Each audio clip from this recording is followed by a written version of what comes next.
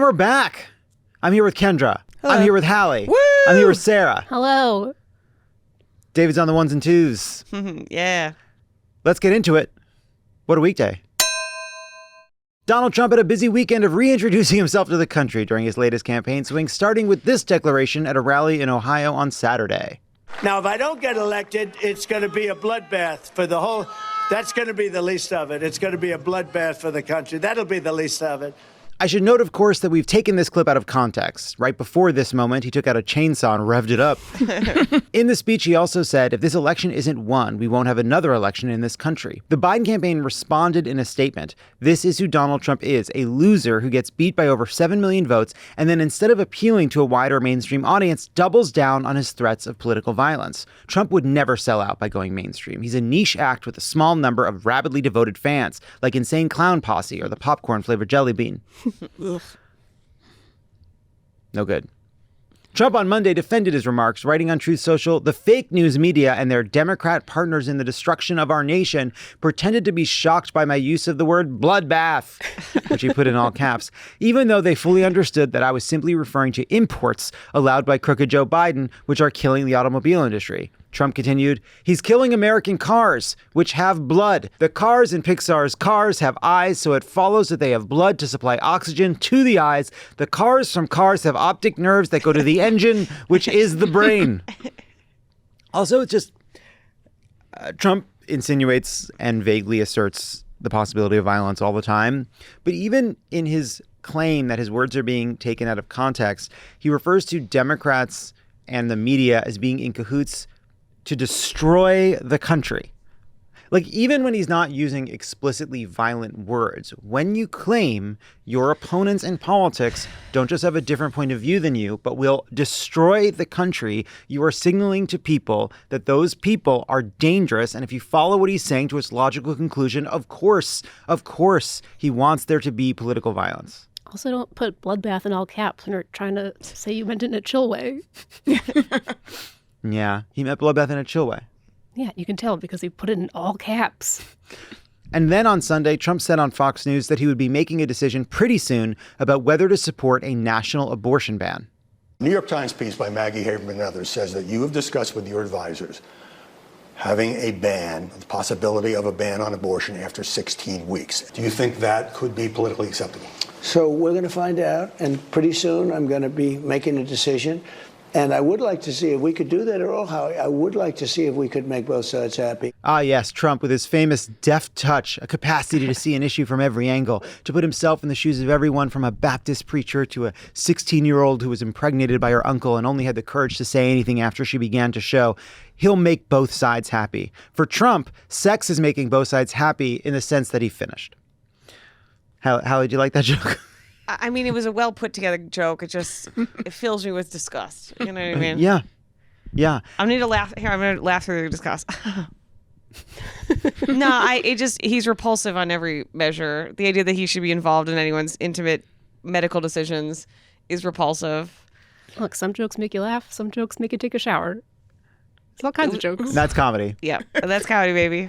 I think the other thing is there is some polling about like 16-week abortion bans and other kind of abortion bans that aren't as draconian as 6 weeks, and they do poll better than the bans that take place earlier. But it is also just the reality that people do have an ambivalence about the issue, even though that they are largely believe the government should not be involved in these decisions. Mm-hmm. And in virtually every instance, when actually confronted by the reality of any kind of ban, even a 16-week ban that might poll better than a 6 or 12-week ban, the reality of what that would mean for people makes it extremely unpopular. Right now, doctors in Louisiana are trying not to get people to come into their first maternal appointments until post 12 weeks, because 12 weeks is about the time where if you're going to have a miscarriage in the first trimester, that's generally like when it will happen. And so they're trying to keep you not coming until 13 weeks and beyond so that there is no legal implication that they may have caused or given you or like performed an abortion on you and then try to disguise it as a miscarriage. I don't know if it was also Louisiana, but there's a headline this week, I could look it up, where basically they were implying that some doctors were feeling more compelled to do C-sections for a Also similar Louisiana. problem. And it's like, again, it's like, this is not an arbitrary moral decision that is someone, 5,000 miles away should be making. It is affecting how medical professionals are providing care.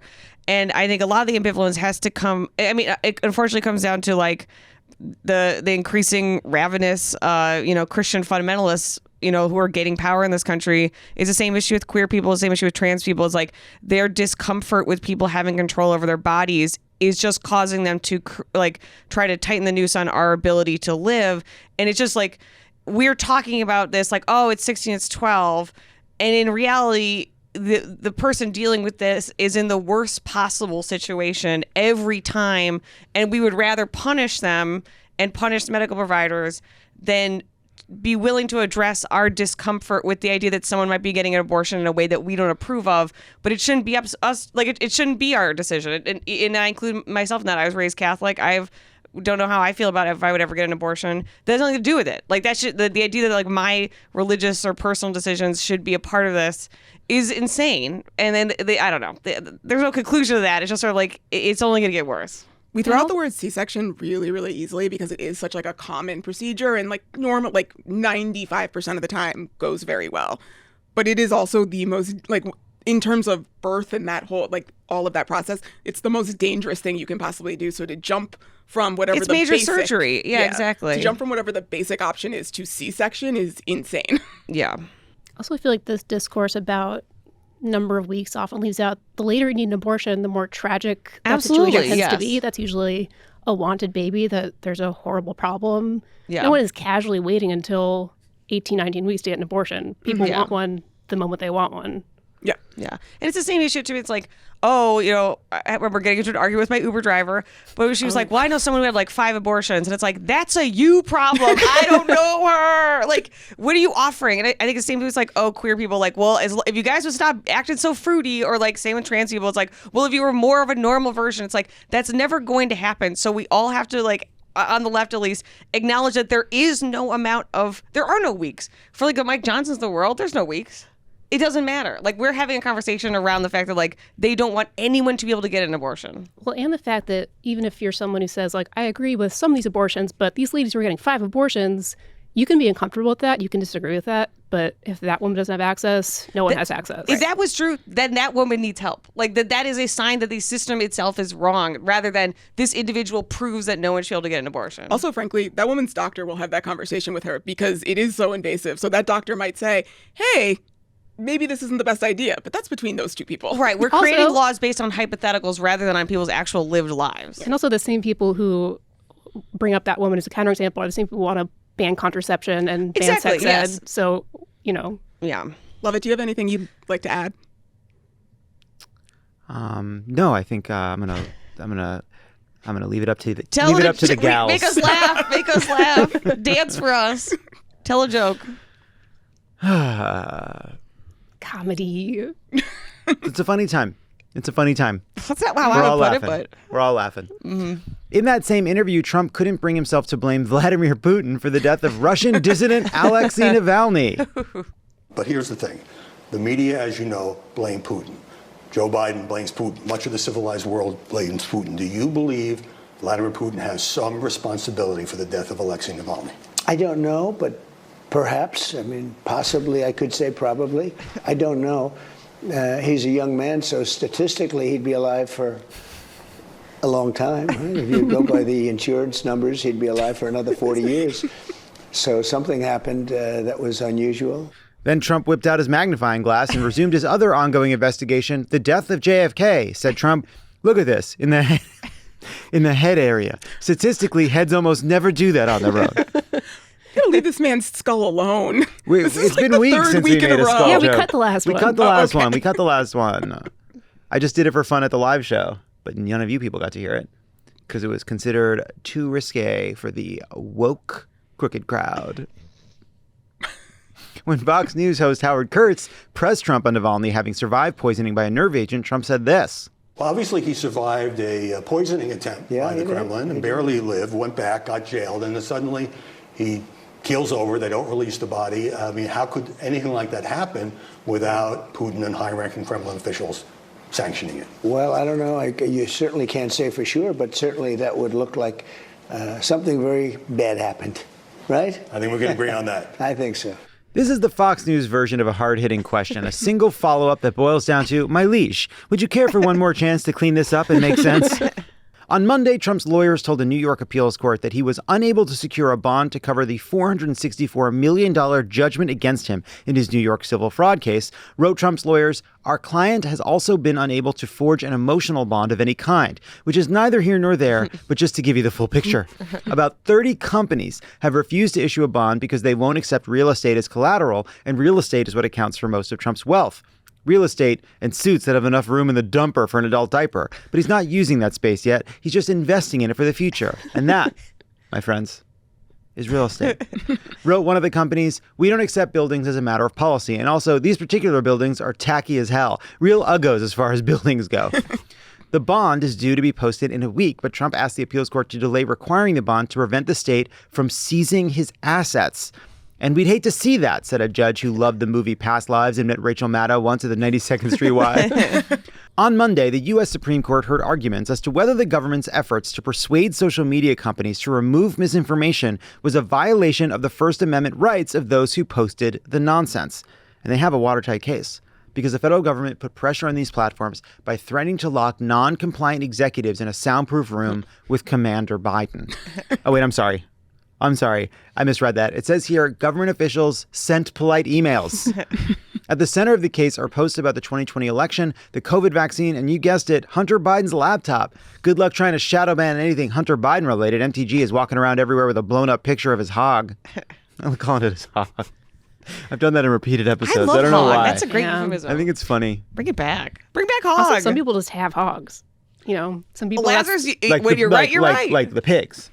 No, like a hog. Like a hog. Oh, you some mean people penis. have where that word just applies better. You know, like Hunter Biden, he's got a hog. Some people got a wiener. There's nothing we can do about it. Yeah. I thought you meant some people have pigs as pets. Oh, I mean, which I'm is sure also they do. true, but I didn't realize you were still in the analogy. Yeah. And good for you to be, you know? Thank you. Some of the plaintiffs are anti-vaxxers. Anti-vaxxers allege that their posts were banned or deprioritized by social media algorithms at the behest of the government during the pandemic. It's actually cool when you think about it that the government really was out to get me, because I was saying that for years and my ex-wife told me I was crazy. But who's laughing now? Angela and her new husband Chris, who runs a Tough Mudder competition and who our kids call Dad, but also me.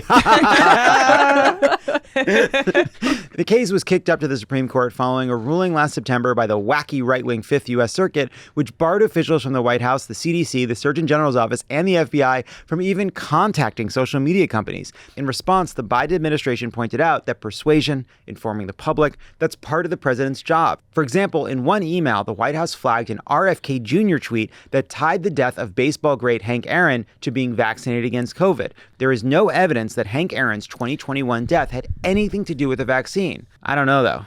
What else could explain someone passing away at age 86? I suppose the feeling of a job well done after passing Medicare for all, securing abortion rights, fixing the climate, and fucking your hot teacher wife one last time on January 19th, 2029. Really is a best case scenario you just described. Yeah, I like it. The hearing suggested the justices believe the White House has the right to contact social media companies about moderating posts, provided they are not issuing threats. Justice Sonia Sotomayor also accused the states of misrepresenting communications, telling Louisiana's Solicitor General that I have a problem with your brief. You omit information that changes the context of some of your claims. For example, the state's brief cites an email from the White House to Facebook that said, are you guys fucking serious? I want an answer on what happened here, and I want it today. Not great. Not great. But then you find out that that email was not a demand to censor any posts, but rather an outburst over a technical problem affecting the president's Instagram account. It had nothing to do with moderating content at all. Hey, we aren't assholes for the reason you think, said a spokesperson for the White House. This is a crazy email to send. That post was supposed to be in the president's close friends only. He was showing whole. He was showing hog. He was showing whole and hog. Mm-hmm. Now, if he wants to get elected... No. Well, there's different audiences for it, you know? Yeah. There are people that could make the difference. All the difference in the world. Trying to draw a picture of that person in my mind, and I'm having trouble. I thought you were saying you were going to draw a picture of him with a hole out. And I'm like, that's not what I was trying to picture. I was trying to picture something else. Here's a question. Uh-huh. If we had just side by side. Okay, I'm picturing it. Just full frontal. Oh boy. I'm with you. Side by side nudes. Brightly lit, white background, Trump full nude, Biden full nude. Okay. I think Biden's president. I think he so. wins I this think fucking yes. thing. In that very specific scenario. No makeup allowed. No makeup allowed. Well, Just, I think we'd just, see the tan lines, and I think it would really just the throw people on Trump. Just the unfettered corpus. Are we allowed hair pieces? Like, what are Well, hair pieces? we? Yeah. No, we're not. Okay. We're not. Yeah, I think Biden, in that very specific scenario, Yeah. Biden is president. I think we're all in agreement there. I'm just worried that people will be too horny to vote. Yeah, Yeah, I mean, that's yeah. a huge Yeah. problem. Americans did not show up to vote. They were all coming. Pokemon come to the polls. Now that we Anyway. Oh, God. Please. now that we're imagining this, I'm excited to see who's going to be standing next to Kamala. Oh, yeah. No, we're not involving them. Speaking of misinformation, the princess is missing and we need information. Hold for deafening silence. Last week, the internet worked itself into a frenzy, theorizing over why Kate Middleton had not been seen publicly in months, even though she said, "I am going to get surgery and will not be seen publicly for months." When the royal PR department released a photoshopped image of Middleton and her children, the frenzy became a furor. A statement in Kate Middleton's name issued an apology for the altered image, but there was no updated image or video to put the rumors to rest. The lack of reliable information in a system that requires unending posts and content meant that bullshit flooded into the void. Kate is dead. Kate is in treatment. Kate's absence is tied to the suicide of another royal family member. That suicide was murder. Some suggested Kate got a BBL, which is ridiculous. It was William who got the BBL. Another theory claimed that the palace discovered Prince William had an illegitimate child with rumored mistress Rose Hanbury, causing Kate to seek a divorce. Hanbury's lawyers claim the story is completely false, which is what you would say. Then, word of Charles's death hit Russian social media Monday and spread like wildfire. Said Russians, "Oh no, Charles is dead." It popped up here between posts about Putin being handsome and how all the McDonald's leaving Russia is blessing in disguise. Another seemingly baseless rumor claimed that Buckingham Palace alerted the BBC about a coming major announcement by the royal family, but then it turned out to be guerrilla marketing for Meghan Markle's new Montecito lifestyle brand. Okay, it wasn't guerrilla marketing for Meghan Markle's new Montecito lifestyle brand, but this is actually the week that Meghan Markle decided to launch her Montecito lifestyle brand. I'm Wild. petty. I get it. That's wild. It's a trump card, yeah. Yeah. And then on Monday, TMZ published a video reportedly of Prince William and Kate Middleton leaving a farm shop on Saturday.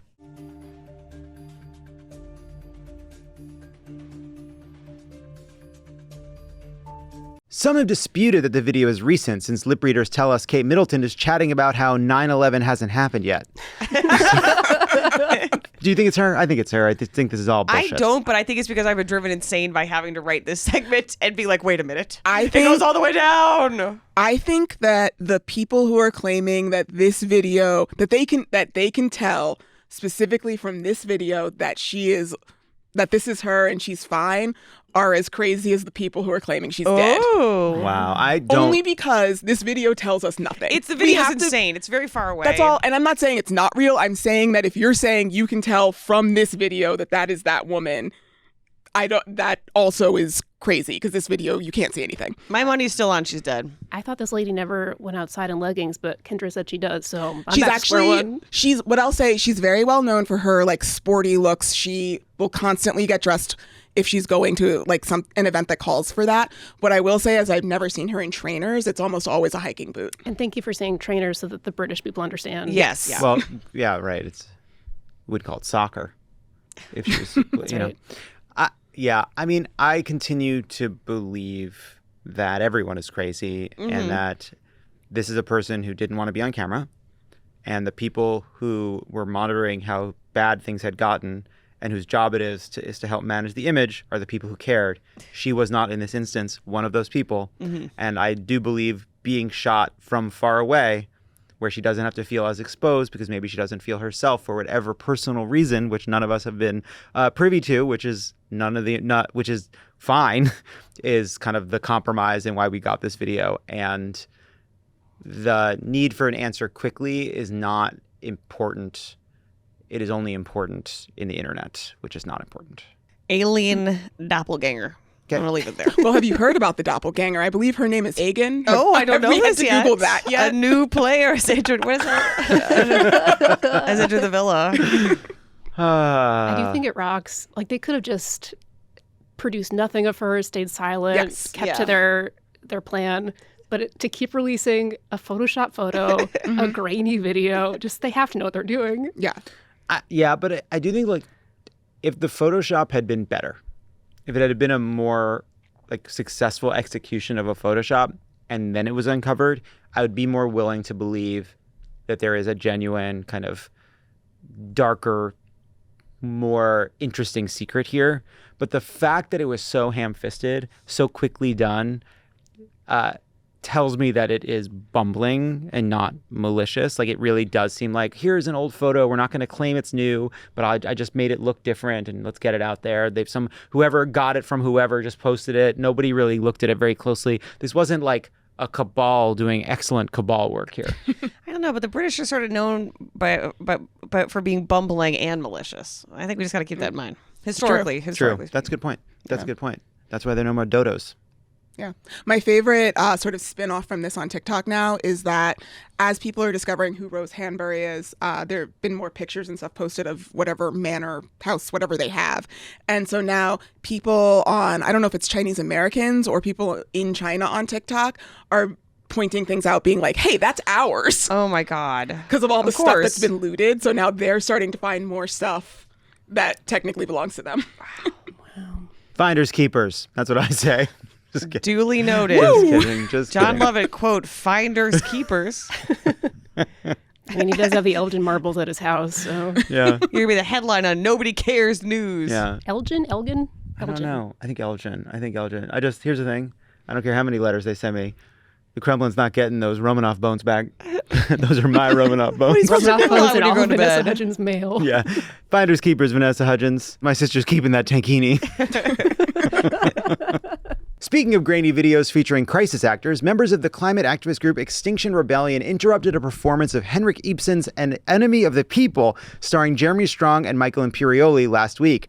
No disrespect to Extinction Rebellion, but if you're putting on Ibsen's An Enemy of the People on Broadway in 2024, it's already about climate change, and everyone in that crowd believes in climate change. It's like interrupting Thanksgiving dinner so you can raise awareness about cranberry sauce. The play follows a doctor, played by Strong, who discovers his town's bathhouse is contaminated and who must go up against his brother, the town's mayor, played by Imperioli, when he attempts to let the public know the truth. The play's director, Sam Gold, has talked publicly about how this staging of the play is inspired by the climate crisis, comparing Strong's character to Greta Thunberg. The comparison makes sense as Greta Thunberg, a 50-year-old New Jersey man, has been in character without interruption for over a decade. One protester interrupted the play during a town hall scene in which performers were seated amongst the audience and delivered their lines to the stage, which led many in the crowd to believe it was part of the show. I object to the silencing of scientists.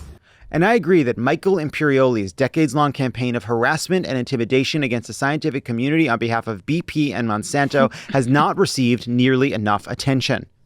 Jeremy Strong, seemingly in character, said the protester should be allowed to speak, but Imperioli, also in character, shoved the protester up the stairs as the protesters warned about sea level rise. I am putting my career on the line because we are not doing anything about this crisis. The water is coming for us. Broadway will not survive on a dead planet. Sounds like somebody hasn't seen Station 11. They do theater in the... It's the only thing that does survive. Yeah, you need theater. You can't have a society without art, Nally. People need stories. They need Well, what about stories. like a place to walk where there's not water? I'm not worried about art. I think we got it. I'm more worried about the grid. Yeah. Well, Disease. Anyway, even in a climate apocalypse, if you think Leah Michelle is canceling a show just because the floodwaters are up around her neck, it'll be the performance of a lifetime. If Jigsaw put a Tony inside Bernadette Peters, Leah Michelle would scoop it out before he got done explaining the rules. Also, I like that the protester said, I'm putting my career on the line. Show, don't tell.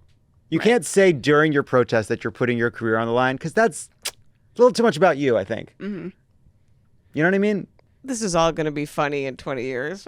We're debating this. Things are going to get real wacky in the next 20 years, guys. I just hope everyone's ready. I just think if you're in the audience during a Broadway play, you need to be prepared for interaction, whether it's a screaming child at cats or someone trying to touch a Lion King costume. When as I it was walks by. when I was a little kid, my mom took me and my sister to see Les Mis on Broadway, and I was obviously riveted. And then my mother received a firm tap on her shoulder, and she looks to her right, and my sister is doing a full handstand in her seat, bored out of her fucking mind. That's awesome.